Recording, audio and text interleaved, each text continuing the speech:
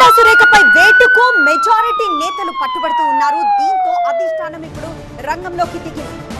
అధిష్టానం మీనాక్షి నటరాజన్ ని ప్రతినిధిగా రంగంలోకి దింపింది. ఎంపీలు ఎమ్మెల్యేల నుంచి అభిప్రాయ సేకరణ జరుపుతున్నారు. క్రమశిక్షణ కమిటీకి రెండోసారి కూడా లేఖ రాశారు సురేఖ. ఎమ్మెల్యేల వెనుక అదృశ్య హస్తం ఉందంటున్నారు సురేఖ. కొండా మురళికి అపాయింట్మెంట్ ఇవ్వలేదు పట్టి. సురేఖ వ్యవహారంపై ప్రాథమిక అంచనాకొచ్చింది అధిష్టానం. సీఎం హైదరాబాద్ వచ్చాక ఒక నిర్ణయం తీసుకునే అవకాశం కనిపిస్తోంది.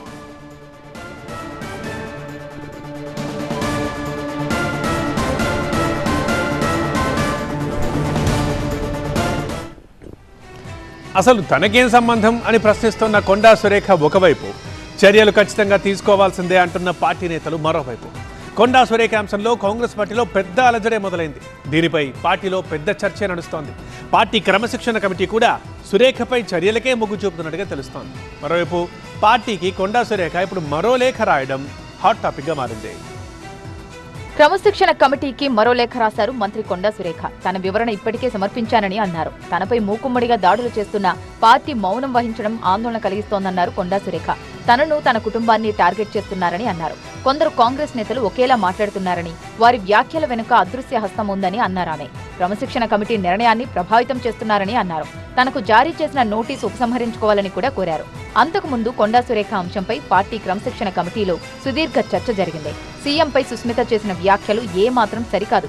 వాటిని ఖండించకుండా సురేఖ మౌనంగా ఉండటం అసలు సబబే కాదనే అభిప్రాయానికి వచ్చింది పార్టీ క్రమశిక్షణ కమిటీ.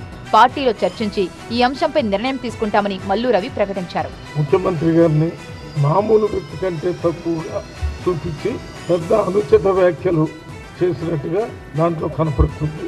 దాన్ని దృష్టిలో పెట్టుకుని మేము వివరణ అడగటం జరిగింది.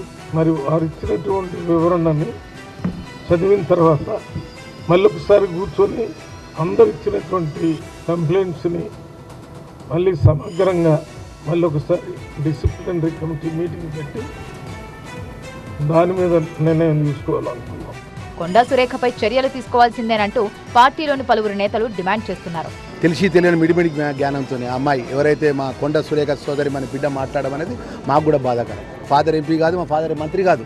అవకాశం ఇచ్చినాక ఫలాలు అందించే టైంకు వీళ్ళు వ్యక్తిగతంగా ఎజెండా పెట్టుకొని మాట్లాడడం అనేది అత్యంత బాధాకరం. తక్షణమే కొండా సురేఖ గారు గౌరవం ఉంటే పార్టీ భవిష్యత్తులో ఇలాంటి పరిణామం జరగదని తక్షణమే మేము రాజీనామా చేయాలి. నెంబర్ 1, బేషరతుగా క్షమాపణ చెప్పాలి బిడ్డ చేసిందని. ఇది మా డిమాండ్. కొండా సురేఖపై వేటు వేస్తారనే ప్రచారం జోరుగా నడుస్తోంది.